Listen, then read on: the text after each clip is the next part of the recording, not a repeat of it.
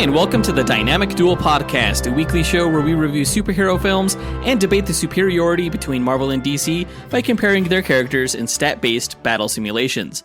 I'm Marvelous Joe. And I'm his twin brother, Johnny DC. And in this episode, we are going to review Titans Season 4. The series just had its conclusion on HBO Max a couple of weeks ago, and it was, we'll talk about it soon enough. I don't want to give anything away. Before we get into the review, we're going to go over the comic book movie news to come out this past week, including a look at some set photos revealed from the Captain America New World Order set, and release date announcements for the Disney Plus shows Echo and Loki Season 2.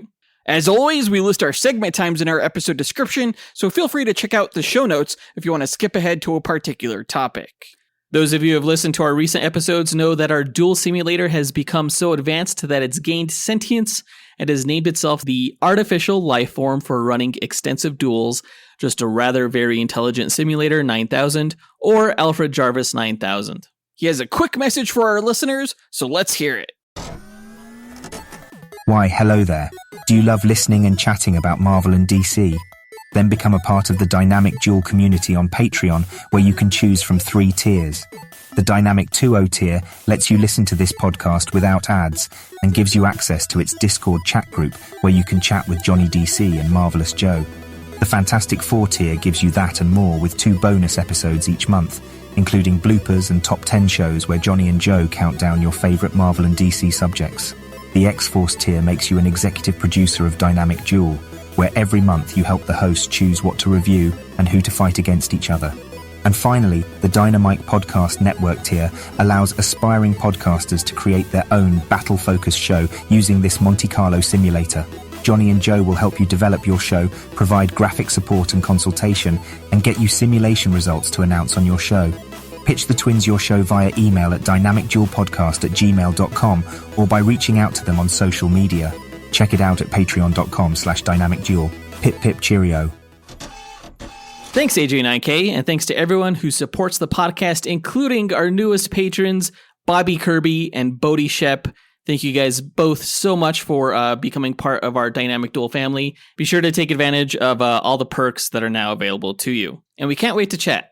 And we also can't wait for the launch of the very first podcast in the Dynamite Podcast Network, Max Destruction, hosted by executive producer of this show, Ken Johnson. The first 3 episodes launch tomorrow, so make sure to subscribe and check out who's going to win in a fight between Dutch and Rambo, Maximus Aurelius and William Wallace, and The Crow against Dean Winchester from the Supernatural television series. Yeah, again, the show is called Max Destruction. You can look for it wherever you listen to podcasts, subscribe, and see who will win between your favorite live-action movie and television characters. It's going to be a lot of fun. But with that out of the way, quick to the No Prize. A No Prize is an award Marvel used to give out to fans. Our version, the Dynamic Duel No Prize, is a digital award that we post on Instagram and in our email newsletter for the person that we feel gave the best answer to our question of the week. Yeah, we asked this question 2 weeks ago. We asked, what is your favorite line from a character in a Marvel or DC film and why? And we got a ton of answers. More answers than we've got in a while. So it was really, really difficult to choose from among those of you who called in, but we did our best. So let's go ahead and go over the honorable mentions as well as the No Prize winner. Our first honorable mention goes to Christopher Minotti, who said, Hi guys, Christopher Minotti. My favorite line from a Marvel or DC film is when Charles Xavier says, just because someone stumbles and loses their path doesn't mean they're lost forever. This was in X-Men Days of Future Past, and I love this because it feels very relatable. I feel like we've all had moments where we kind of lose sight of who we are, either physically or emotionally or whatever, and so this felt very relatable. Yeah, I thought it was a great lesson, a great moment in a great film where Charles Xavier basically says, even though you lose your way on the path, doesn't mean that you're lost forever. Yeah, we could all relate to that, in our journeys growing up and stuff. But I think that moment was notable in being that it was like the first time we got to see 2 multiversal characters come face to face for the first time. Yeah, Patrick Stewart and James McAvoy, who both played Professor X. Great moment, great line, great film, great answer. We also want to give a shout out to Bobby Kirby, who coincidentally gave the exact same answer. So it looks like it touched quite a few people. Our next honorable mention goes to Travis Bailey, who said, Travis Bailey, look, I read Marvel over here. I could have went with my man Blade from that first movie. Definitely could have went with Killmonger. He got bars. Stark. Y'all know how I feel about Lady Tanaka. If I'm being real with y'all, it's got to be Bane. I mean, I quote that man to this day. Today. Like when he told Bruce, you merely adopted the darkness. Sheesh. I was born in it. By the time I saw it, it was merely blinding. I think it was David Goyer and Christopher Nolan that wrote the script to The Dark Knight Rises, and a lot of Bane's dialogue, as goofy as his voice was pretty fucking metal, I thought. I mean, you could say goofy, you could also say intimidating. No. He sounded like Super Mario. He could have given Chris Pratt a run for his money. Jeez. I mean, whether you liked his voice or not, or thought it was goofy or didn't, Travis Bailey's right. Those lines were incredible. Jonathan Nolan, I think, was also a writer on that film. I'm not sure which writer is attributed to his lines, but those lines were hella dark. Yeah, thanks Travis Bailey for the answer. Our next honorable mention goes to Lizzie Dyer-Arney, who said, Hey, it's Lizzie. Don't do anything I would do, and definitely don't do anything I wouldn't do. This line was spoken by Tony Stark in Spider-Man Homecoming when he was giving Peter advice on how to be a superhero. And this is exactly what I used to tell new employees when I was training them at my old job. I say it sums up my personality perfectly, and this is probably why it's my favorite line. And the line, I believe, was also improvised by Robert Downey Jr. Yeah, he comes up with all the best lines for Tony Stark, for sure. It was just a great bit of comedic relief during that character building scene. It was like peak Tony Stark, harkening back to those great one-liners we got from the first Iron Man film. Yeah, along with the reach over where Peter Parker thought he was giving him a hug. He was like, no, I'm just grabbing the door handle. Go on. We're not there yet. Yeah. In a cinematic universe full of great Tony Stark one-liners, that line is definitely one of the best. Great answer, Lizzie. We want to give a quick shout out to everyone else who took the time to visit our website and hit that record button, including Brandon Estergard, Chad Murdoch, Jacob Bell, Josh DeWanch, Max from the Ready to Retro podcast, Sammy J, and Zach Wilder. But the winner of this week's No Prize is Ken Johnson, who said, Hey guys, it's Ken. For my greatest line is Jor-El's speech to Kal-El. I know, shocking, right? They can be a great people, Kal-El. They wish to be. They only lack the light to show them the way. Yeah, specifically, this is a line from Marlon Brando's Jor-El in the Richard Donner Superman film. Classic movie, great movie, written by Mario Puzo, who wrote the Godfather movies. Right, yeah.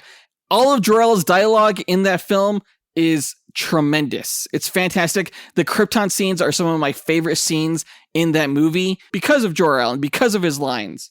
It has this like quasi-spiritual aspect to it that make them resonate and make them transcendent. Yeah, and the line is like a great summary of Superman's motivation as a hero. He's not only just trying to save humanity, he's trying to inspire them.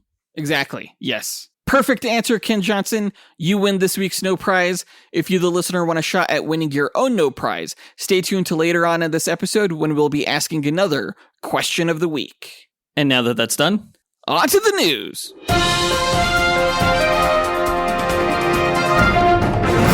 All right, this past week, we got a look at some set photos that were leaked of the Captain America New World Order production. And in them, we got quite a number of reveals. We got a look at Tim Blake Nelson as Samuel Stearns, aka the leader, who is likely going to be the big bad guy of this film, returning over a decade after his debut in the Incredible Hulk film in 2008. We didn't get to see his leader suit or anything like that. He looked just like Tim Blake Nelson, but I assume that he will be transforming into the leader as we know him from the comics. Like Green with the big brain. Right. I mean, from the set photos, it does look like he has green forearms, and I'm not sure if that's the extent of his look as the leader or if he'll evolve over time. Well, I don't know for sure, but I should say it better not be. It better not fucking be. We got to see the leader. We got to see his Hulk brain. We also got to look at Harrison Ford as President Thaddeus Ross. We're not sure if he's going to show up as the Red Hulk in this film, but I think, there would be a missed opportunity if they don't have him Hulk out. We also got to look at Danny Ramirez who is playing Joaquin Torres. He was also in the Falcon and the Winter Soldier television series, and he is the new Falcon. In the comic books, when Sam Wilson became the new Captain America, there was a new Falcon named Joaquin Torres who was his sidekick. And it looks like that's going to be the case in this film as well. The suit looks fairly accurate to the comic books, although we don't quite get a great look at it from the set photos. But it's nice to get the confirmation that Joaquin Torres will be suiting up as the next Falcon. Yeah, and we also got a look at the new Captain America suit, which is going to be worn by the character of Sam Wilson. Yeah, it's a lot more blue than his initial suit that we saw in Captain America and the Winter Soldier, which is kind of a shame. Like, I really liked that suit that the Wakandans had designed for him at the end of that season. This new one is definitely different. It kind of reminds me of the stealth suit that Captain America Steve Rogers was wearing in the Winter Soldier film. Right, it's like dark blue. Yeah, I'll be interested in seeing what it looks like in its totality because we only get like a vague, blurry shot of it from these set photos. But I trust Marvel when it comes to their costume designs. You know, they've never really let me down too much. Sam Wilson's Captain America outfit at the end of The Falcon and the Winter Soldier was fairly white, and you don't get to see a lot of white on superhero costumes. So yeah, I will definitely miss that. They have to be put through the laundry too much. You know, they get stained too easy when they're white. That's fair. There was also some set photos of a funeral scene in which we got to see Liv Tyler as Betty Ross again. That was pretty cool. And we also got to see Shira Haas as the Israeli superhero Sabra. Granted, she's not in her superhero costume either. A lot of the film looks to be fairly grounded in the same vein of like Captain America the Winter Soldier and the Falcon and the Winter Soldier television series, which is a tone that I absolutely love for these MCU films. So I'm not surprised that we're not seeing too many of their like colorful superhero outfits just yet. I do hope that Marvel releases official stills of them in their costumes before we get too many more leaks, though. Yeah, official stills are always better than blurry set photos from behind where the actor's like standing behind a car or something. In the latest batch of set photos, we got a good look at two characters from the Serpent Society. One of them played by Seth Rollins, who is a WWE wrestler, and another lady who appears to be Diamondback because she's wearing this like diamond-shaped pendant. I had no idea that the Serpent Society was going to be in this film. It looks like they're going to be mercenaries hired by the leader or something like that. It's pretty cool to see them, though. It looks like perhaps part of this movie is going to take a cue from the Serpent Solutions arc from the Captain America comic books. Yeah, actually, regarding the Serpent Society, it's rumored that Captain America New World Order is going to get a title change, possibly either to Captain America Serpent Society or Captain America World War Hulk. Yeah, I wouldn't mind either of those names. I think World War Hulk would get me the most excited, but there's no way that this storyline would be close to the World War Hulk storyline. I guess in the same way that the Thor Ragnarok movie wasn't close to the Ragnarok storyline from the comics. It's like they're just borrowing comic book storyline titles and applying them to different stories. Yeah. We'll see what happens, though. I do like both of those names more than New World Order, though. But speaking of all the different characters that we see in this film, that brings us to our question of the week. What character are you most excited to see in Captain America New World Order, and why? You know, we have the leader, possibly Red Hulk, Captain America, the new Falcon, Serpent Society, Betty Ross, a whole bunch of them. And maybe a few surprises. Yeah, record your answer at dynamicduel.com by clicking on the red microphone button in the bottom right-hand corner, which will prompt you to leave us a voicemail. Your message could be up to 30 seconds long, and don't forget to leave your name in case we include you on the podcast. We'll pick our favorite answer and award that person a Dynamic Duel No Prize that we'll post to Instagram and our email newsletter. Be sure to answer before May 27th. In other Marvel news this past week, we got release dates for Echo Season 1 and Loki Season 2 on the Disney Plus platform. Loki has gotten pushed back from its suspected release date. We thought we were going to get it in late summer, but actually it's going to come out on October 6th, so in the middle of the fall. A lot of people are speculating that that's because they're going to do some reshoots pertaining to the character of Kang the Conqueror, who is played by Jonathan Majors, who is in some legal troubles regarding allegations of domestic abuse. Yeah, I'm not sure if the release date was pushed back so that they could recast him possibly, or maybe it's just pushed back for the public to get more information regarding what happened, and maybe he gets his name cleared. I'm not sure. Yeah, we'll see. Apparently, his case is going to trial this summer, so it's probably best for his fate with Disney to be decided pending the results of the trial. If he's exonerated, then they could probably keep him as Kang. If he's found guilty, then Marvel is going to want to distance themselves from the actor. So look forward to Loki Season 2 on October 6th. Echo is coming out later in the fall on November 29th. Interestingly enough, they're going to release all episodes of Echo at the same time, which is something that Disney Plus has not done with previous Marvel television shows. Yeah, that was really surprising to me. I'm not sure why Disney would want to do that with this show in particular. I don't know if it's, to get people talking about it during the holidays when they're all together, or whether they just don't have enough faith in the show and just want people to forget about it as soon as possible.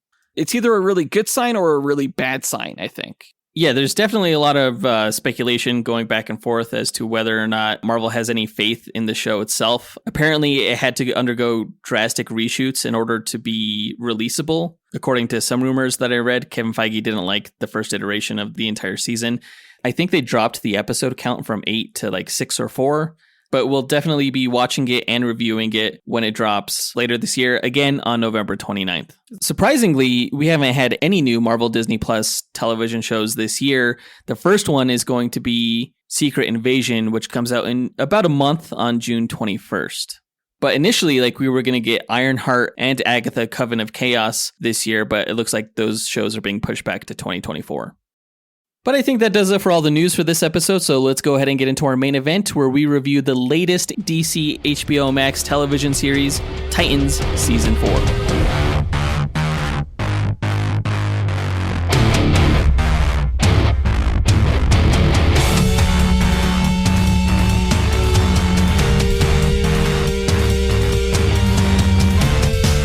Titans Season 4 is the latest and last season of the HBO Max series that originated on the DC Universe app back when that was a thing. The show, which focuses on the Titans characters from the comics such as Nightwing, Starfire, Raven, and Beast Boy, is a very dark and gritty take on the DC Universe, one that seems to very much be inspired by the Snyderverse, though with a lot more violence and F-bombs. The series can come across as sophomoric at times, but season by season, it's grown into a show with real heart and has ample fan service that has established a sizable fan base. While I won't say that season 4 is better than season 3, which we've reviewed on this podcast, I will say that the end of this season and this series was for the most part satisfying, though it was a real struggle to get there. If you aren't caught up on season 4, here's a pro tip.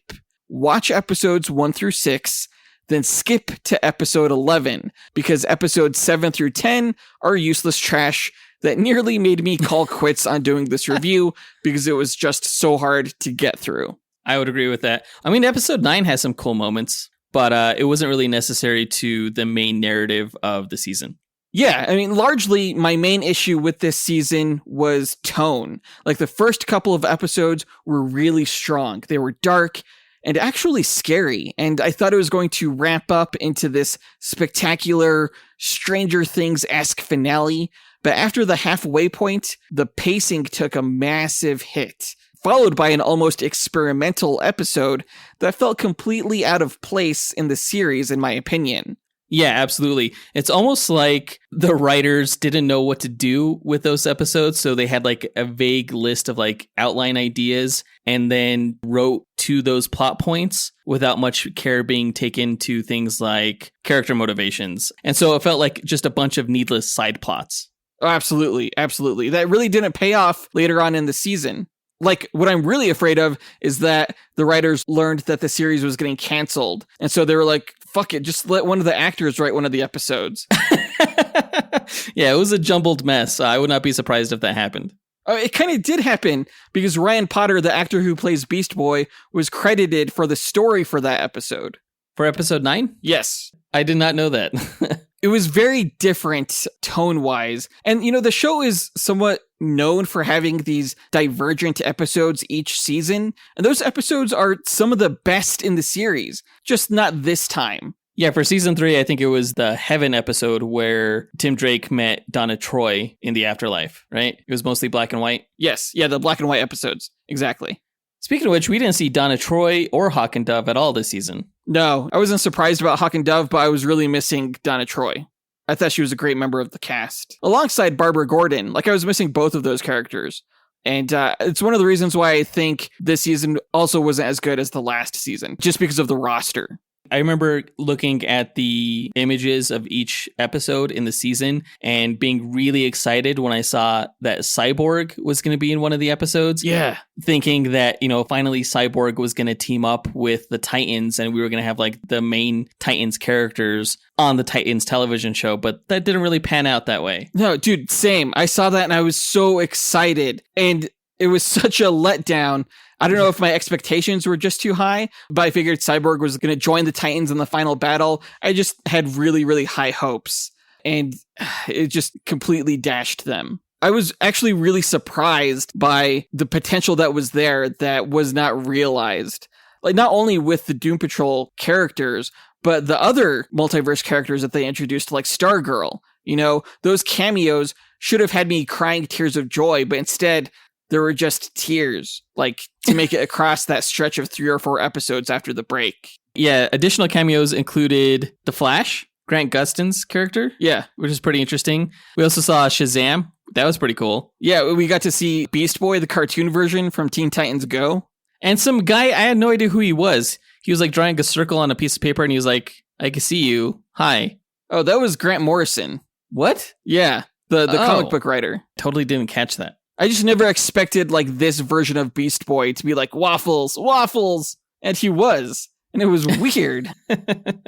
I did think it was sort of funny when Robot Man was introducing Beast Boy to Cyborg, and he was like, "You guys are probably going to hate each other." As fans, knowing that those two guys are best friends, it was kind of funny. But the rest of that whole Doom Patrol stuff was just so fucking dumb and pointless. Yeah, it was almost like the writers didn't quite understand what the red was. At least their understanding of the red is not my understanding of what the red is in the comics. It's not a dimensional teleportation tool. No, it's not. It's just basically the life force that several characters tap into to access their animal powers. That's correct, yeah. Including Vixen, Animal Man, Beast Boy, and I guess Bwana Beast. Yeah, Bwana Beast and Freedom Beast, who we saw in this season. Well, I thought that was Bwana Beast. What's the difference between Bwana Beast and Freedom Beast? No real difference. Freedom Beast is just the successor of Bwana Beast. I hate the name Freedom Beast. What the hell kind of name is that? They should just call him The Beast. Not Beast, because that's taken by the X-Men member, but The Beast, I think, works. I mean, I think most people call him that anyway. Oh, really? Yeah. I was so excited when I saw him, too, because I've been wanting to do a dual episode with Bwana Beast or Freedom Beast forever. Because I think he has just a really fascinating power set. I just have no idea how that would play out in a speculation. But to move on from those cameos, I would say overall, the rest of the season was not terrible. It was pretty much par for the course from the past seasons. The main difference being this season, we had a really, really terrible villain. This Brother Blood character was the most wishy-washy son of a bitch I've ever seen in any comic book story ever. Yeah, the character never quite sold me on the threatening stakes that were supposed to be present for the season, because he just seemed too unconfident and incompetent to make the threat real. Mm-hmm. So in that regard, I can't say that there was a great build up to the end of the series, again, especially after the halfway point. I can't stress how much I liked this season up until episode 7 when it came back from hiatus. I kind of wish they would have ended with episode 6. This season was probably 4, 5, 6 episodes too long. And, that happens to the best of shows. We even said for Daredevil seasons 1 and 2 and a lot of the Marvel Netflix shows that they're probably an episode or two too long for the season. I did enjoy the rest of what we got here, including the action. It was really fun, spare, but what we did get was really well choreographed. And I've always enjoyed the action in the Titans series. Yeah, when I think about the best qualities of the Titans series, I think of the action, especially when compared to a show like Doom Patrol, which is even more sparse on action, but, it's not really an action show. Titans is, and when they do have their fight scenes, it's always a lot of fun. Yeah, the actors just seem really committed to the choreography, and they're really good at it. Brenton Thwaites is a total badass. And I don't know, for some reason, I wouldn't think that he would be a good martial artist, but he makes me believe that he is in this series. Or he is a really good stunt double. That's true, yeah.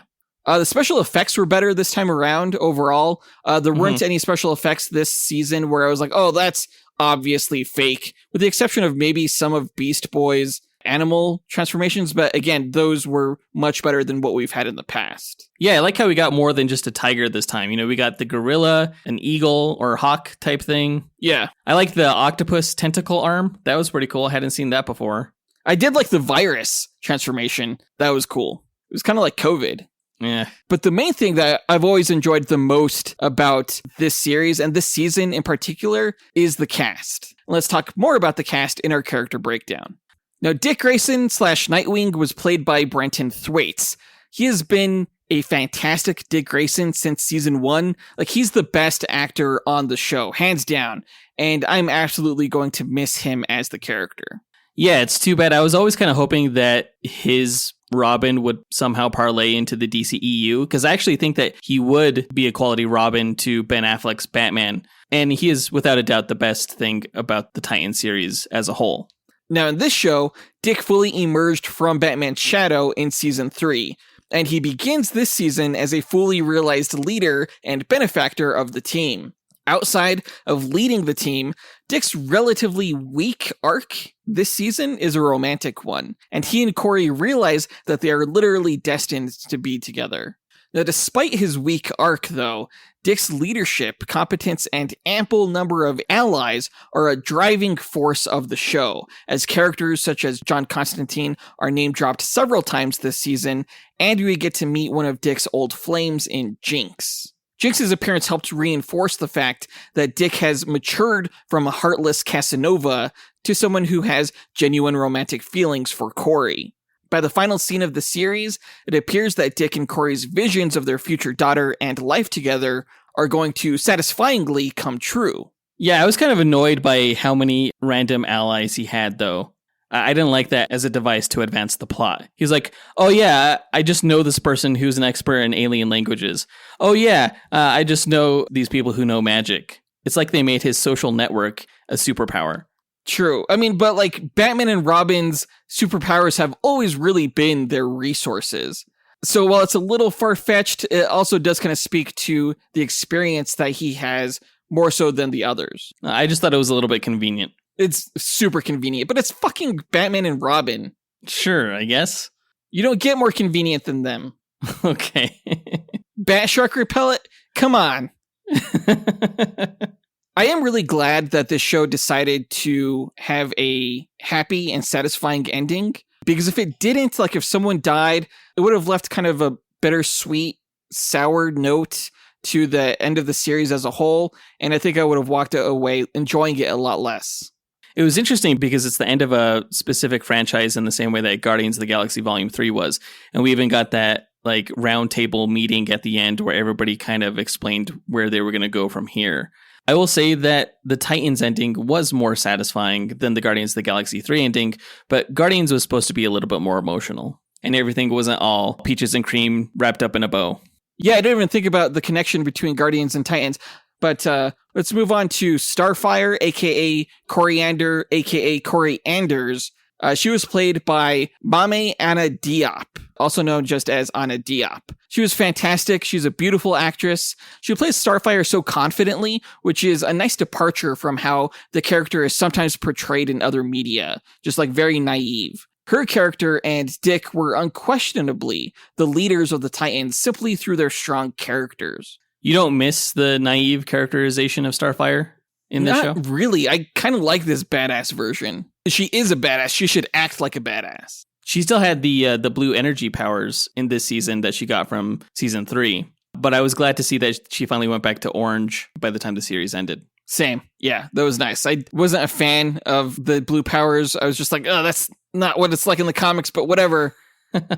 Well, it's green in the comics, right? True. Yeah. Although, I mean, her hair leaves like a fire trail, so I could understand why they would interpret her power as like an orange flame. Now, Corey's arc revolved around her prophetic destiny to defeat the threat of Trigon.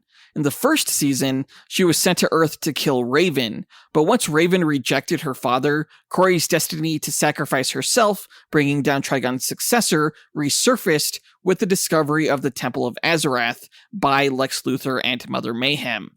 She proves especially useful this season because of her new blue light power that emerged last season and its potency against the black magic of the Cult of Blood. Realizing how much she deeply cares for Dick, she continually attempted to stop Brother Blood on her own, not wanting Dick or the others to get caught in the crossfire or try to stop her. And by the final episode, she makes the decision on her own to destroy the threat of Trigon once and for all by killing Brother Blood. And for that decision, she's seemingly rewarded and gets to enjoy a life with Dick. Not sure how, or why they decided that this ultimate sacrifice didn't end up killing her. Because that would be sad? Yes, I feel like that's the only reason. Can you explain why the Tamaranians are caught up in these like supernatural threats? I mean, not really. It's not like that in the comics. Really, I think this is just a stem from season 1 where Corey was sent to Earth to kill Rachel because her alien race knew of the threat of Trigon. Is Trigon an alien within this specific universe? No, he's a demon. Straight up. Speaking of demons, let's move on to Rachel Roth, aka Raven, played by Tegan Croft. Now, Tegan was a fairly young actress when she was first cast as Raven at age 13. We've seen her grow on screen, and while she's always been a good performer, I feel like she really came into the role of Raven this season with her subtle flicks of her head and hands. I think she could have gone a much different route and more emotional direction with the performance, but I admire the technical approach she took. Well, she was barely in season 3, so I feel like I didn't really get to know her character until this season. And it was interesting that they made her like some kind of purified Raven or something. I don't know what it is, but all I know is that it's a ripoff of the White Phoenix of the Crown from Marvel. Now, you'd think that, but you would be completely wrong, because I'm pretty sure DC did it first. You don't know that. You're just assuming right now. DC did it during the 80s, during the George Perez run. When did Jean Grey do the white whatever? The White Phoenix of the Crown? Well, that didn't happen until Phoenix and Song, which is in the 2000s. But DC still sucks. I think you just proved Marvel does, but okay. Now, Trigon's influence over Raven this season is pretty much non-existent, which was evidenced by that white form she took on, which signified in the comics that she had been cleansed of her father's darkness. The white hair and outfit sort of happened by accident and without real explanation this season, which I thought was kind of lame. I wish they would have waited for that until they used Constantine's spell to personify and destroy the darkness within her. But in this show, it was the result of a power drain, which, I mean, okay. She definitely acted purified this whole season, caring for her brother Sebastian. I wish they would have further explored her temptation to remain powerless and live a normal life, but they kind of dismissed it as her being bored with normalcy.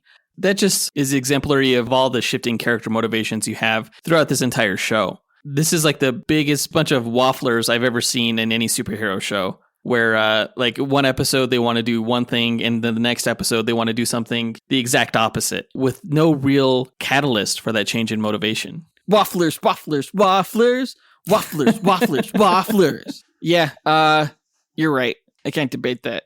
I also don't love how the show introduced the idea that the Tamaranians were the ones to destroy Trigon, because I always thought that was Raven's ultimate arc. And what she fulfilled early on in season 2, when she killed Trigon for the first time.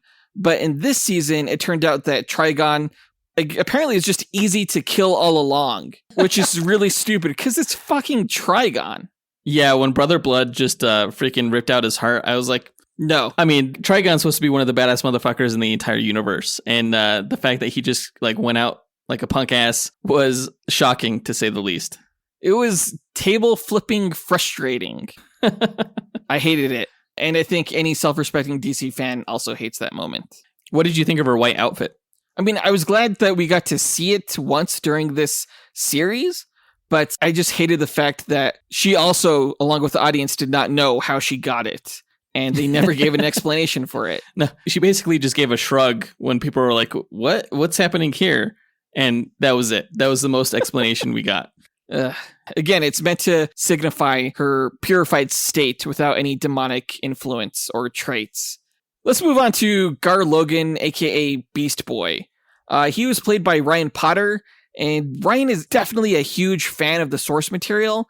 I'm not convinced, though, that he ever truly nailed his performance as Beast Boy, partly because it's hard to be comedic in such a dark show, but also because he wasn't given full reign to use his powers due to budgetary constraints. I mean, like we mentioned earlier, he did get more animals to transform into this season, but it still felt lacking. I think Ryan saw that the writers weren't maximizing Beast Boy's potential, and I think that's why he helped come up with the story for episode 9 alongside Jeff Johns. I don't know if it was just to give Beast Boy like one last hurrah and one kind of like glimpse as to like the comedic nature or more comedic nature that he could have had. No idea. Now, Beast Boy's arc revolved around his newfound connection to the Red and his destiny to become its guardian. After seeing visions of a tree with animal bones hanging from it, he's eventually visited by Freedom Beast, who tells him to visit the Red when he sees the Temple of Azeroth split. Gar enters the Red only to go on a spiritual journey guided by Freedom Beast, where he learns that Dr. Niles Calder killed his parents and that he is the next chosen guardian of the Red, which is, a multiversal connection between all living animals that we've mentioned before. Now, Gar rejected Freedom Beast's plea to abandon the Titans and accept his destiny as Guardian of the Red, and, went on to help his friends, the Titans, despite Freedom Beast's protests, and there were really no consequences of that. I don't understand why Freedom Beast was warning Gar not to do that. Yeah, he wanted him to be a loner, thinking that he wouldn't fulfill his responsibilities if he was too busy with the Titans team. But we won't see the consequences of that because the show's over. Right, so I'm not even sure why they needed to bring it up to begin with. It was all just basically a reason for him to say goodbye to the team at the end. True, yeah, and I'm not sure if I would consider that a satisfying ending. I do like the fact that Beast Boy is going to go on to have more adventures. I don't know if I like the fact that he's not going to be with Rachel. But, that romantic relationship was always secondary to Dick and Corey's anyway. Moving on to Connor Kent, or Connor Luther, aka Superboy. He was played by Joshua Orpin. Joshua Orpin gave his best performance this season. You definitely saw Superboy evolve over the course of season 4 from being somewhat naive to a cunning badass. The fact that he was able to pull off both with one character is a testament to his talent. I'm actually pretty sad that he could probably never play Superman, because I think he would have been great in the role. Yeah, it was a little bit strange when he went full Lex mode, but after a while, I kind of got used to it. It was just awkward at first, but then, once the audience kind of settled in to this new status quo for the character, I thought it worked. Yeah, he pulled it off for sure, I thought. Now, in the first episode of this season, Superboy is approached by Lex Luthor, his villainous creator, and Superboy is appropriately apprehensive. He learns, however, that Lex is dying of kryptonite poisoning and that he wants to impart onto Connor his thesis, as he puts it, his thoughts. He wants Connor to truly know him. After Lex's shocking death, Connor begins a vengeance arc as he was robbed of getting to know his creator and father. It's made clear that both Superman and Lex Luthor are weak to magic in this show, and Connor is no exception, as he succumbs to it several times, ultimately making the decision that his father's bad guy rules would be more effective against the dark forces that they're facing. But he ultimately learns later in the season that Dick's lessons have always been true, that the Titans are better and more successful as a team rather than individuals. Discovering for himself the power of good over bad, Connor at the end decides to pursue and bond with his other father, Superman. I'm not quite sure he received the proper catalyst to heat vision off all of his hair, but it was understandable that he was kind of frustrated at his inability to deal with the magic threat that was posed in this season. Yeah, I agree. Actually, I think Superboy's arc was my favorite this season. I thought it was definitely the most interesting, and a large part of that has to do with Lex Luthor in the first episode. I thought he was going to be the main villain for pretty much the whole season. So for him to be killed off was a huge shock to me in the first episode. Same here. There were definitely parts of this season where I was like, Connor, what the hell are you doing, you dunce? And then there are other parts where I was like, guys, listen to Connor. This dude's got the right idea. So those kind of like conflicting feelings regarding the character, I thought, made him the most interesting, like you said. And at the end, he recognized, the mistakes that he made. And I thought that was tremendous character growth. Yeah, totally. I like that they didn't let himself get away with what had happened and what he had done. Right. I thought that was smart because I was afraid that they were going to.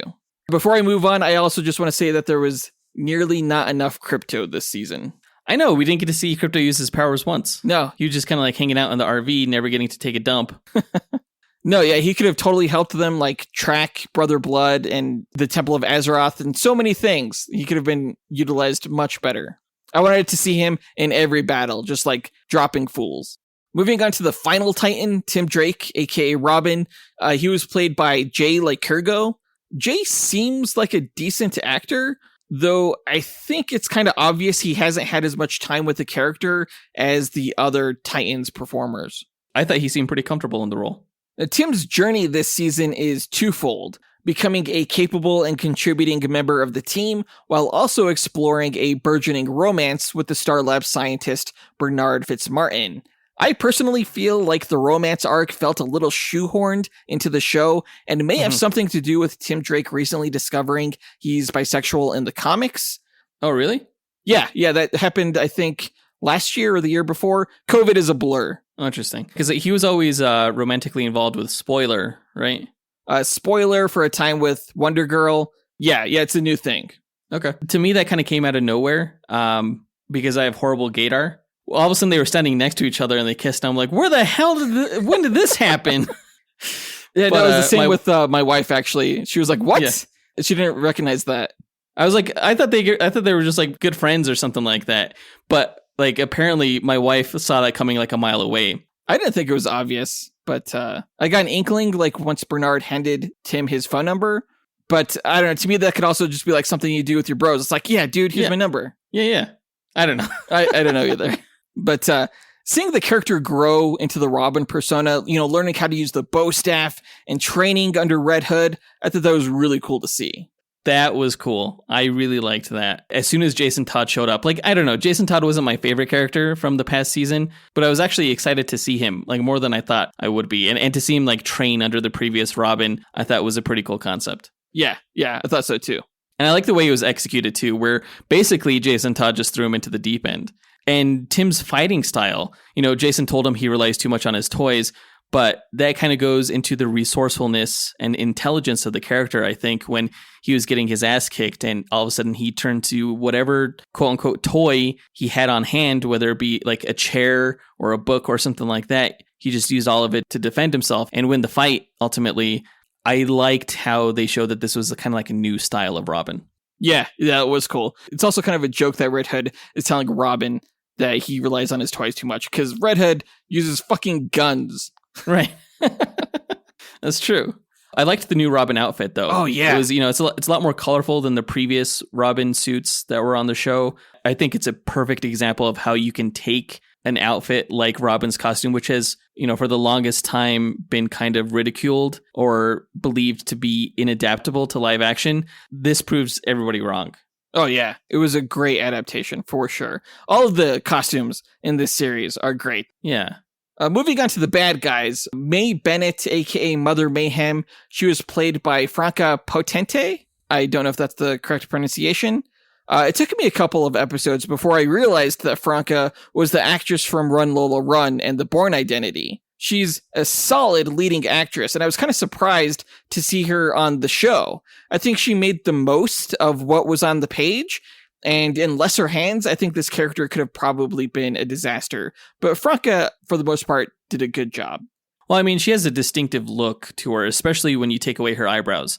For some reason, every time she was in her Mother Mayhem persona, her eyebrows vanished. Oh, you didn't know that? That's like Mother Mayhem's power in the comics to change the color of her eyebrows on a whim. That's a lie. But no, I think that she brought some needed star power to the series. I definitely recognized her. And I thought it was good casting. Yeah. May Bennett, she was a young psychic woman who was discovered by the organization or Trigon's secret cult. After proving herself worthy, she was impregnated with Trigon's child, though she gave birth to a boy, Sebastian, when Trigon's end-time prophecy spoke of a daughter. Sebastian was taken away from her, and May suffered from a mental breakdown, after which she was kept in a faux mental hospital. When the Titans burned that down in Season 1, May evidently escaped and became the new leader of Trigon's cult, dubbed Mother Mayhem, who sought to make her son Sebastian the true prophesied child to summon Trigon. But despite her best efforts and willingness to sacrifice anything and anyone, her son was too broken to fulfill her dreams for him, and he killed her, more than once in fact. I guess she just didn't learn the first time? Now, is Mother Mayhem Brother Blood's mother in the comics? I don't remember. Mother Mayhem is sort of like a figurehead role in the church, kind of like Mother Superior. Okay. Yeah, I remember her from the Judas Contract. Yes. I thought the Church of Blood was fantastic in that animated movie. Definitely cooler than they were in this season. The whole prophecy thing had me really confused too, because Rachel was always the one that was prophesied to summon Trigon, and she did that. So where did all of these secondary prophecies come from? I have no idea. Yeah, I couldn't tell you. I'd be interested in learning more about Brother Blood, though, if we ever do a duel with him. Yeah, we'll have to. Maybe around Halloween or something. But speaking of Brother Blood, a.k.a. Sebastian Sanger, he was played by Joseph Morgan. I don't know quite what to think of Joseph Morgan's performance. I guess you could say it was good. I just think the character himself was written poorly and weak. I thought the actor was really solid, going from this kind of loser guy into this freaking super powerful badass. I thought the transition there, while long, was still believable. I'm just not sure he ever attained that, like, pure badass. I think he was always just so unbelievably neurotic. Yeah, I mean, don't get me wrong. Like, I admire the performance. I don't admire the character at all. Again, way too wishy-washy. It seemed like he had no idea what he wanted to do at any given moment. Right. All the way up until like the penultimate episode when, he teamed with Superboy to kill his mom, and then he ended up blowing the horn anyway to summon Trigon, who he didn't want to summon like a few minutes earlier. It was just so bizarre. I was so frustrated with this character. Yeah, same. I mean, Sebastian, he started the show just as a simple orphaned taxidermist with aspirations of launching his own video game that, brought humanity together and made him famous. That was until like dark and bloody visions led him to learning that he's the son of Trigon, sought after by a cult to bring the demon back to Earth. After accepting his role as the cult's messiah in order to save the Titans who had been kind to him, Sebastian gets a power trip, acting like a rebellious and demanding teenager who thinks his mom is stupid. Yeah, he was like a little kid. Yeah, totally, after the first half of the season, for sure. After refusing to summon Trigon, Sebastian kills his mother and partners with Superboy, now the head of LexCorp, to launch his video game, which he adds a curse to, and it begins draining the life force from those who play it. After killing his mother and the freshly summoned Trigon, Sebastian becomes a seemingly all-powerful Brother Blood, though I'm not sure why he was able to kill Superboy and the Star Lab scientists so easily, but Nightwing managed to put up a fight. Yeah, that didn't make any sense. Throughout the season, Sebastian claimed he just didn't want to be a nobody, but when he became something, his reason for destroying the planet was to practice the cruelty others had shown him. But it all felt very short-sighted, and the character never seemed confident or smart enough to ever pose a credible threat, as I mentioned earlier. Real weak villain. There were a number of other characters that appeared in the series, such as Jinx, but let's touch on them in our story highlights. Now, episode 1 was titled Lex Luthor. Now, the season opens with Lex Luthor meeting archaeologist May Bennett at an underground ritual cave beneath a metropolis dam, the Temple of Azarath. Bennett is fired as Luthor asks her never to disclose their contract. After leaving Gotham City, the Titans are invited to Star Labs in Metropolis, where the team receive new equipment courtesy of Bruce Wayne, while Connor is expected to meet with Superman. Star Labs scientist Bernard Fitzmartin informs Connor that Superman couldn't appear due to unexpected duties involving a collapsing star in another galaxy. Afterward, Connor is contacted by Luthor via high-frequency radio transmission, who wishes to meet him personally. Corey goes to LexCorp Tower and confronts Luther while also planting a bug to allow Dick and Tim to recover information from Luther's computer while Tim and Dick fend off ninjas sent by Luther. Later, Dick and Corey reveal to Connor that Luther is dying due to kryptonite poisoning, and he wishes for Connor to take over as the new president of LexCorp. Connor goes to meet Luther and agrees to stay with him in order to learn more about him, but Luther begins to cough up blood and dies as a magic serpent crawls out of his body. As Connor is arrested by Luther's security guards, Rachel begins to experience seizures while a taxidermy shop worker, Sebastian Sanger, begins to hallucinate. Great first episode. I think the most shocking thing, of course, was that Lex Luthor died. Like you, I was anticipating that he would be the primary villain of this entire season. So to see him go out like that in the first episode was a neat little subversion, I think, for a lot of people's expectations, and what I thought was the sign of great things to come. Oh, same. Yeah, my expectations were definitely subverted. I loved Lex Luthor in the series, and yet I don't hate what they did with him. Because Lex Luthor is, one of DC's highest tier villains, and for another villain to be able to take him down, just kind of like up to the ante for what was possible in this season. Didn't quite live up to it, but great premise. I did think that Superman leaving the planet to go save another galaxy was kind of bullshit. People forget Superman relies on our sun for his power. So whenever he would travel across the universe, I was always like, I don't know if he should be doing that. Well, he probably flies close to other yellow suns along the way, and then steers clear of the red giants. But I mean, when he's going to stop a collapsing sun, that's not exactly a yellow sun. I don't know. How do you know it's not a yellow sun? It might be a yellow sun. Because yellow suns don't collapse. Okay, maybe he gets more power from a white dwarf. You don't know. Ooh, that's interesting. I never thought about that. Moving on to episode 2, which was titled Mother Mayhem. Connor is held at Metropolis Detention Center as Dick and Corey begin to investigate Luther's death. Dick and Rachel go to LexCorp Tower to mystically track down the real killer while Corey pursues one of Luther's associates, who reveals to her that Luther has been dealing with the occult to evade death. Meanwhile, Sanger struggles with his life as a video game he's developed is rejected, and his adoptive mother passes away. Rachel's vision leads the team to a civilian household where they rescue a young girl named Arya who is trapped in a nightmare. Their pursuit leads them to an abandoned slaughterhouse where Rachel confronts a bird skull masked killer, revealed to be Luther's personal physician, Arthur Holmwood, who sets himself on fire while the team rescues Arya's father and several other men whose blood was being drained. Afterward, Connor is released from detention as his innocence is proven. Later, Sanger begins to hear chanting while sitting alone. As the Titans leave Metropolis, they are confronted by May Bennett, aka Mother Mayhem, who wields a magical staff as she begins to cause havoc. Mother Mayhem defeats the Titans with ease until Corey steps in and uses her powers, forcing her to retreat. However, Mother Mayhem manages to drain Rachel's power, causing the gem on her forehead to disappear and her hair to turn white. I thought it was really interesting how Lex Luthor's associate explained that after a point, Lex Luthor stopped trying to fight the disease he had and tried to fight death itself. That's very Lex Luthor to me. The fact that he would turn to occulticism and his desperation was very interesting. You think he would turn more to Lazarus pits or something like that? I'm not entirely sure what his goal was with the Temple of Azarath. Was he hoping to have Trigon grant him immortality or something like that? That was never quite clear. That's true. Yeah. But I mean, maybe he was willing to sell his soul to the devil or make a deal with the devil in order to get this terminal illness removed from him. That's possible. Mother Mayhem definitely presented a good show of force at the end of this episode when she basically wiped her ass with the whole team. It was interesting wondering how the Titans were possibly going to go up against this new threat.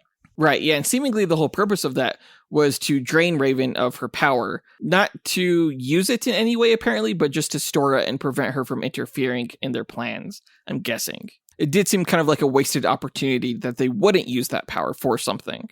Episode 3 was titled Jinx, where Dick and Corey go to Bloodhaven Penitentiary to meet with one of Dick's old contacts named Jinx in order to ask her for help with Rachel's problem.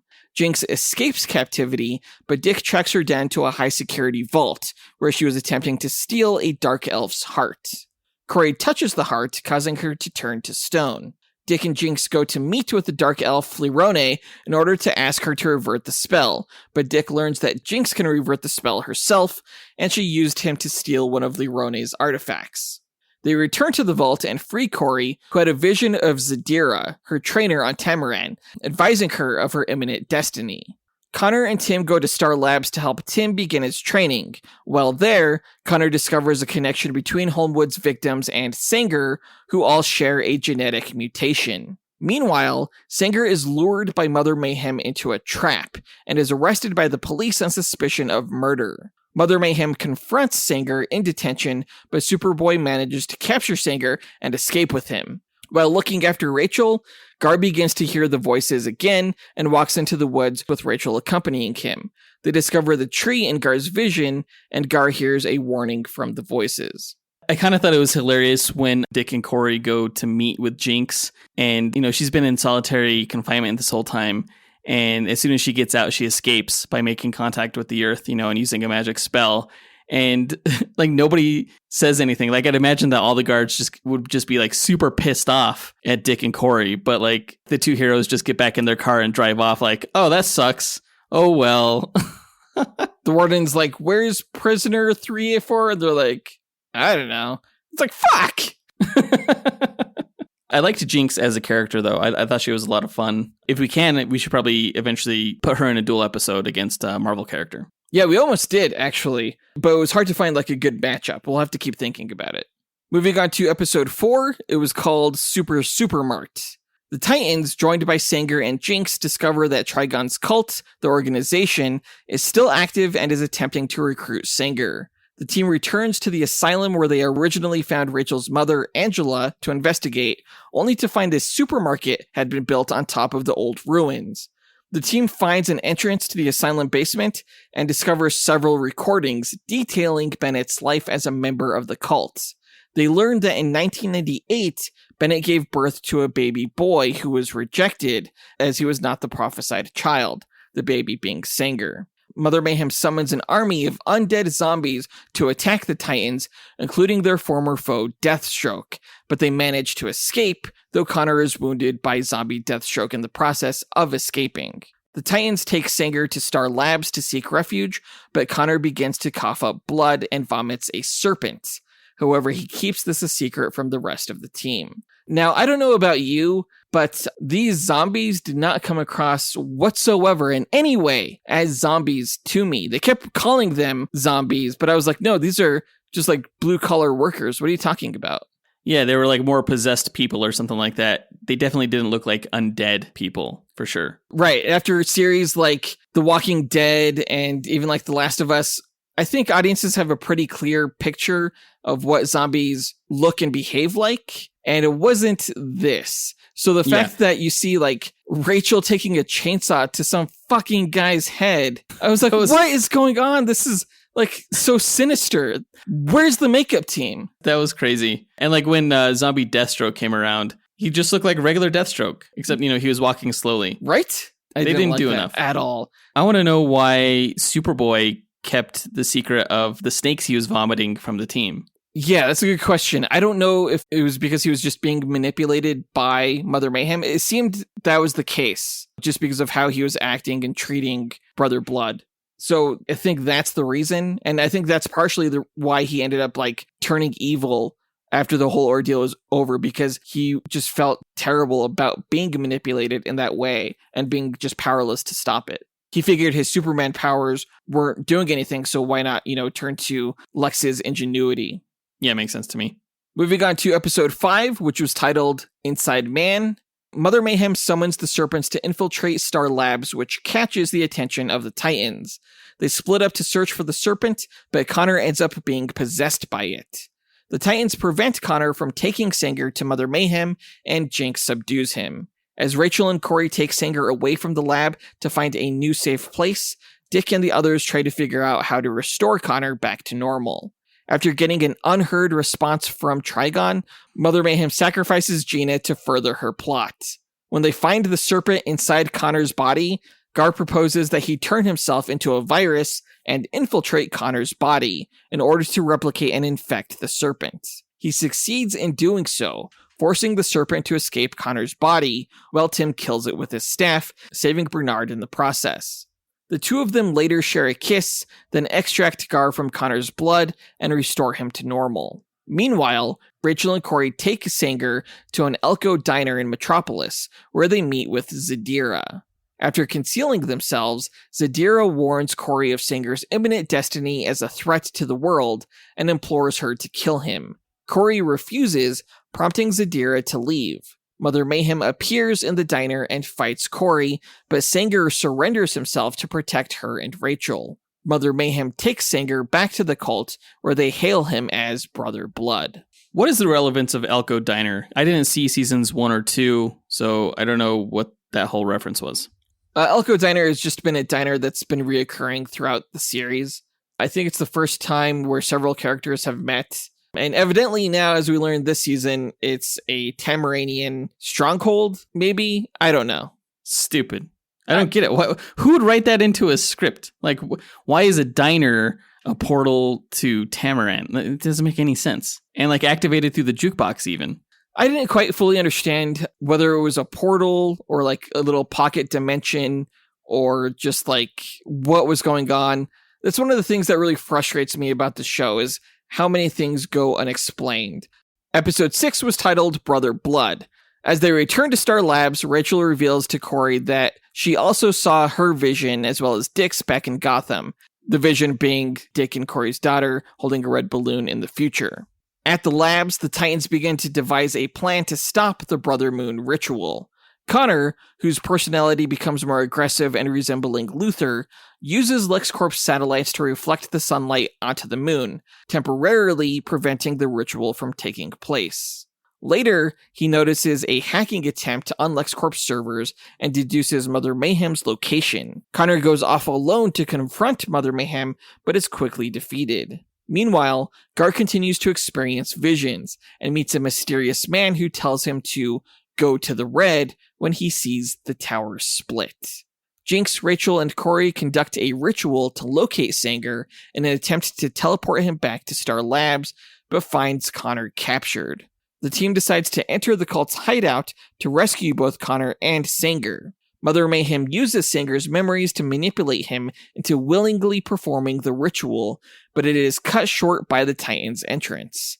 They manage to break the crystal containing Rachel's power, restoring her abilities in full, but Jinx is stabbed and killed when attempting to stop Mother Mayhem. Sanger completes the ritual and then unleashes a scream, causing Gar's vision to become real. Gar asks to be taken to the red, while the rest of the team vanishes. Now, honestly, this episode felt like the final episode to me, or like it should have been. Yeah, the entire team meeting in the temple to stop the ultimate threat. Yes. I agree. I get a little bit confused as to what happened exactly to the team at the end of this episode. At first, I thought Gar had transported everybody to the red, but Brother Blood's scream somehow teleported the team to another temple or something like that. I'm not sure exactly what happened. It was really weird. I honestly have no idea what happened either, which was one of the things that really confused me coming out of this mid-season break. Like, did he just teleport them to the future? And if so, why? I did not understand. Great cliffhanger, though.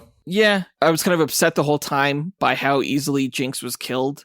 Because I liked her as a character. And then for her to just go out so unceremoniously once they no longer needed her, I thought it was stupid and cheap. Well, they seem to imply that she could be brought back, but she never came back outside of, Gar's visit to the Red. Yeah, I'm assuming it's reincarnation. Could be wrong. Yeah, we're going to have to do a duel with her at some point. Episode 7 was titled Call's Folly, where the Titans reawaken in the cult's hideout without Gar, who has disappeared. They recover a book hidden by Luthor, which contains ancient Tamaranian writing. After deciphering it, the team learns that the cult intends to revive Trigon, using his Horn of Power. They reach the coordinates for the horn, but Dick, Corey, and Rachel end up warped into the hidden town of Call's Folly.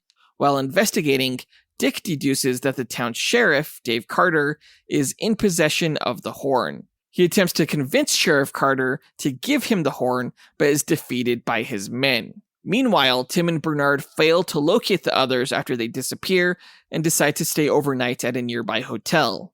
Connor breaks off from the team and meets with Luther's assistant, Mercy Graves, who urges him to avenge Luther's death. This episode and the following episode were a big fat waste of time. Anything dealing with Call's Folly and all that stupid shit was a slog to get through.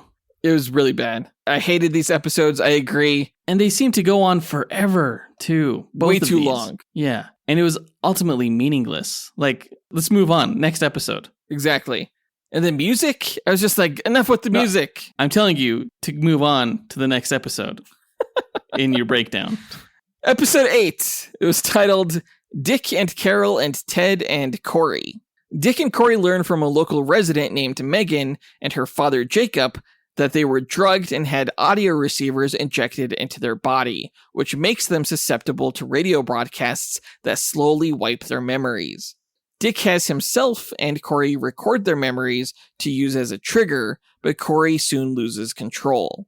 After recovering the horn, Sanger attempts to kill Rachel, who had been captured, but finds that every wound he inflicts on her also affects him. He and Mother Mayhem later drive out of the town. Dick goes to the town's church and rescues Rachel, then heads toward the nearby radio station and disables the broadcast. At the same time, Tim and Bernard reunite with the others at the station. At Metropolis, Connor greets Sanger in a bar and proposes a partnership. Now, there are a number of things that make zero sense to me in this episode. One, how did Rachel know that brother blood harming her would also harm him? I have no idea. Another thing was Megan and Jacob. I'm pretty sure they weren't always staring at people's lips when they were being spoken to. Like, I distinctly know one scene where Jacob, the father, is like looking off into the distance and Megan comes up and says something and he responds to her even though he's not looking at her. And he's like, oh, I hear music. And I'm like, you're deaf. No, you don't. Yeah, I was kind of calling bullshit on the whole deaf thing when they made that reveal. I just hated the whole mind control mechanism. You know, you're susceptible to radio broadcasts or something like that because of something they implanted in your head. It's so non-magical. This entire subplot could have been cut from the season and it wouldn't have made any difference. Yes, and they never talked about, like, getting the implants taken out of them or anything like that. And the radio station itself, how it was, like, connected to tubes and wires of blood with some, like, old guy connected to it. It was like something out of a David Lynch film. It was fucking weird. It was all this stupid dream logic where, like, everything that was happening didn't make sense and you just had to kind of go with it and you were just hating it the entire time. And they were, like, in another dimension? What? Dumb. The whole thing was dumb. Let's move on. Episode 9 was titled, Dude, Where's My Gar? Where Gar awakens in a cavern on Mount Kilimanjaro, and he's greeted by Dominic Mbawe, a man who possesses beast-like powers. Dominic claims that his family was killed by the Green Plague, the same disease that killed Gar's parents, and requests his aid to destroy a laboratory where the disease originated from. Dominic and Gar assault the lab and kill the soldiers guarding it, as well as a surgeon operating on a dying ape carrying the plague. The assault turns out to be a vision from the past shown by the Red, an interdimensional force that connects all animal life across the multiverse.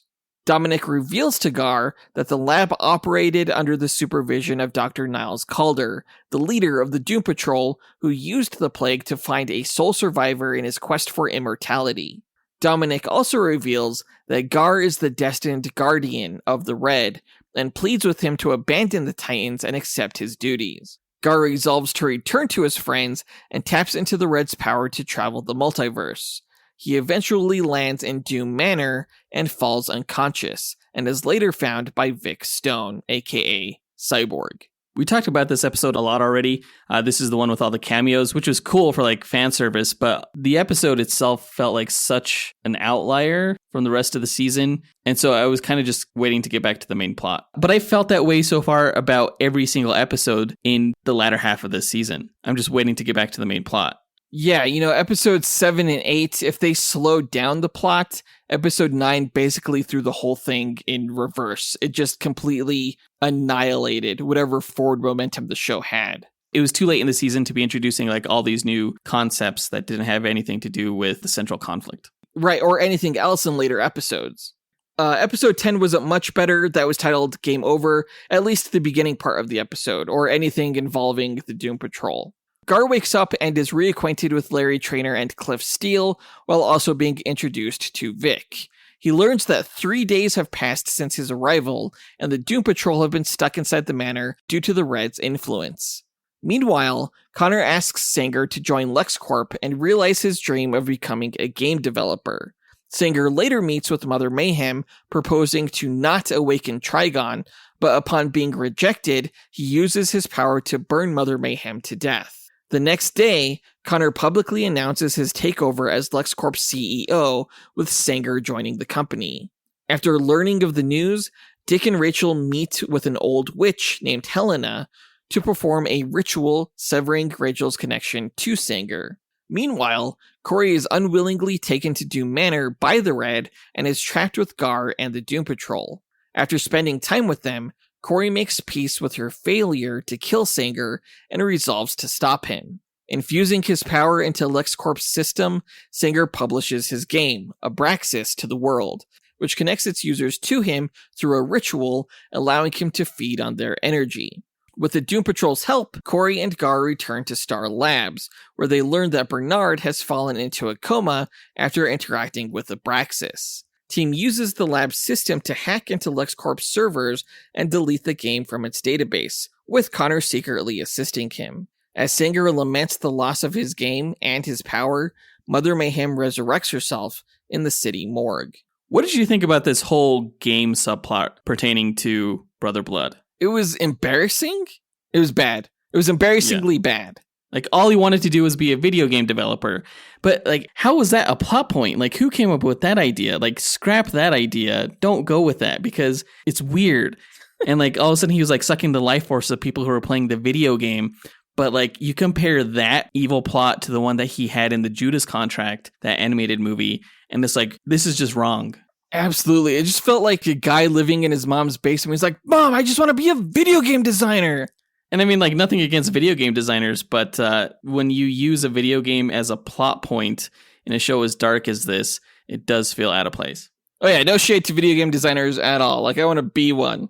But I just don't want, like, badass villains to also have that nerdy aspiration. Yeah. I still don't understand the whole point of bringing Starfire into the Doom Patrol manor, the whole red thing. I don't understand how from a couple of games of tennis, she was able to overcome the fact that she didn't kill Sanger earlier. So stupid. It was incredibly stupid. And I don't get how they escaped by blasting the roof. Like, Beast Boy told Cyborg to, like, blow the roof, but also aim at Negative Man, and I will fly up there to help you aim better or something like that. Right? Like, what the fuck happened?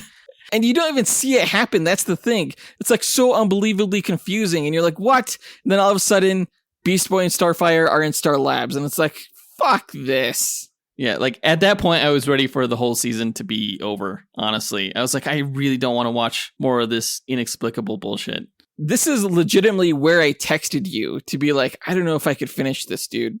Maybe we should do something else for this episode. Luckily, the final episode was better. But let's get there. Well, I would say the final episode and this next episode, episode 11, were both good. Episode 11 was titled Project Starfire. Dick asks Tim to return to Gotham to search for Venta, an associate of the organization. After stopping a few criminals as Robin, Tim encounters Jason Todd, the Red Hood, who offers him a place to stay. Under Dick's secret instruction, Jason helps Tim train and hone his skills before sending him back to Metropolis.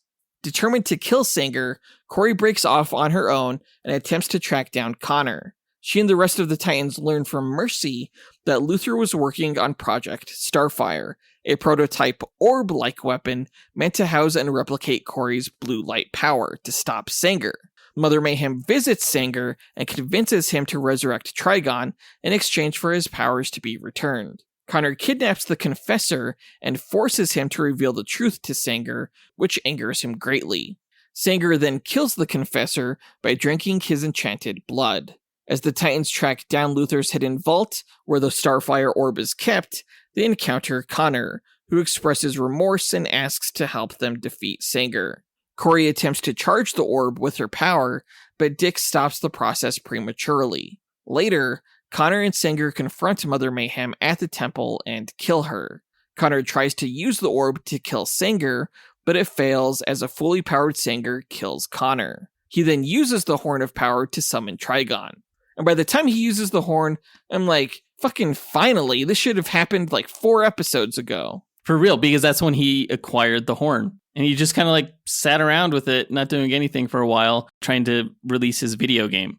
So saying it out loud makes it worse. But no, honestly, episode 11 is where I think the show started to get back on track. I really liked, again, the Robin training stuff. I really liked Superboy being back with the team and them trying to find a solution to the central conflict. I thought it worked. Now, the final episode, episode 12, was titled Titans Forever. Rachel projects herself into the temple as Trigon returns, but Sanger kills the Demon Lord and rips out his heart, consuming his power in the process. The Titans retrieve Connor's body and later attempt to revive him using a red kryptonite injection. After Tim reunites with the team, they receive a call from Bernard, who informs them that Sanger has arrived at Star Labs and murdered Dr. Epsinson and most of the employees, while searching for the Icarus Lab, a secret wormhole gateway. Corey deduces that Sanger wants to use it to destroy both Tamaran and Earth, and seeks to stop him alone. The team arrives at Star Labs, but Corey, under Sanger's influence, breaks off and wanders to Icarus Lab, where Sanger connects her to the gateway to power it. The Titans struggle to stop Sanger until a fully recovered Connor arrives and defeats him, while the others disable the gateway. Corey, afraid of his eventual return, takes Sanger up to the sky and unleashes an energy blast, killing him for good and seemingly sacrificing herself, though she returns shortly afterward with her original power restored. As the team later celebrates, each member announces their departure. Gar wishes to return to the Red to fulfill his duty. Rachel applies for community college in Bloodhaven. Tim decides to stay in Metropolis and protect both Metropolis and Gotham as Robin, while Connor elects to spend some time with Superman. In the final scene, Dick and Corey affirm their feelings for one another. This is a solid episode, I thought. I liked the action in it. I thought the resolution was quite satisfying, and the story didn't have as much of the ridiculousness that the previous episodes did. Yeah, I agree that it was satisfying, with the exception of Starfire surviving that blast that she was prophesied to sacrifice herself in. That felt very cheap. It still feels very cheap, but I'm also conflicted because I like the fact that Dick and Corey get together in the end. So, did the red kryptonite injection end up working on Connor? Is that what happened there? I have no idea. I don't know if it was, just crypto being close. I don't know if it was the red kryptonite injection. I have no idea how that would actually work. Maybe it was just a way to get like the adrenaline and stuff into his system. I have no idea. Also, it could just be that like he just needed to wait for sunlight to restore his heartbeat. Kind of like, how Superman came back to life after being killed by Doomsday. It could have been all of the above. I kind of wish that they had mentioned the wormhole thing earlier in the plot somewhere. Yes. Because it ended up being so essential to Brother Blood's final plan of destroying both Earth and Tamaran. But it was kind of a neat concept, at the very least. Sort of. I'm kind of confused how it still would have worked with Earth slamming into Tamaran through that tiny portal. But I don't know. It's science fiction. We get to see Superman's boots at the very end as Connor learns how to fly, takes flying lessons from Superman. Yeah, was that like a flash forward? Because the final shot, actually, of the series was also Superboy flying through the air. Yeah, with hair. So yeah, I think it was a flash forward to a few months later. How do your feelings about how this season went compare to your feelings on the series as a whole? Well, that's a good question. I would say that as a whole, I do like this series. Most of it is good. Season 3 is still my favorite. And I would say that even if you haven't started the series yet, I would recommend people watching it. Because even though there was a midpoint speed bump in this final season, by the end, it's satisfying enough that I think people can and should watch it. It's not the greatest television. It's not quite at the level of Doom Patrol. But if you like the characters, I think you would like this show. I would only recommend Titans, I think, if you're a fan of the main characters and if you're just looking for fun superhero action and special effects.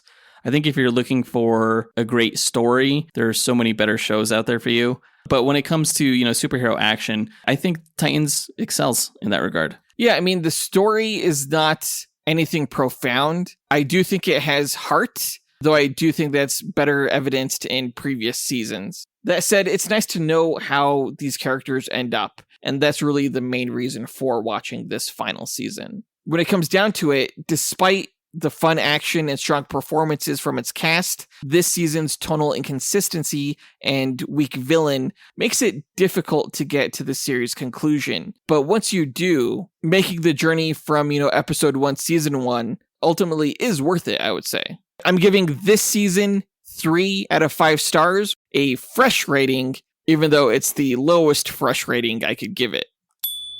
I would probably go closer to 2.5 stars and not recommend it. But that's just me speaking as a Marvel fan. I think a lot of DC fans would probably view this as more of a 3 out of 5, like you're saying.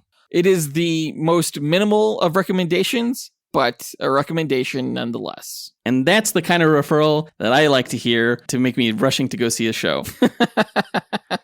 But that does it for this review. Let us know what you thought about Titan Season 4 by writing to us at dynamicduelpodcast@gmail.com or by visiting us on Instagram or Twitter. You can find links to all of our accounts by checking out our show notes or visiting our website, dynamicduel.com. And on our site, you can also find a link to our Patreon page where you can join our Dynamic 2.0 tier and chat with us and fellow listeners, our Fantastic 4 tier, which gets you bonus content each month, our X-Force tier that makes you an executive producer of this podcast, or our newest tier that lets you join our Dynamite podcast network. If you can't join Patreon, you could still support the show by signing up for our e-newsletter, also at dynamicduel.com. Or you can rate the show on Apple Podcasts, Spotify, Podchaser, or on our website. Next week, our next episode, we are going to find out who would win in a fight between Queen Bee and Spider-Woman. That's the Jessica Drew version of Spider-Woman, leading up to our review of Spider-Man Across the Spider-Verse. So definitely tune in for that if you want to learn more about those characters and get a bit of a backstory on Spider-Woman before her appearance in that animated film. But that does it for this episode. We want to give a big thanks to our executive producers, Ken Johnson, John Starosky, Zachary Hepburn, Dustyn Balcom, Miggy Matanguihan, Brandon Estergard, Nathaniel Wagner, Levi Yeaton, Nick Abanto, Austin Wesolowski, AJ Dunkerley, Scott Camacho, Adam Speas, and Zach Wilder for helping make this podcast possible. And we'll talk to you guys next week. Up, and away. True believers. Fudge Batman.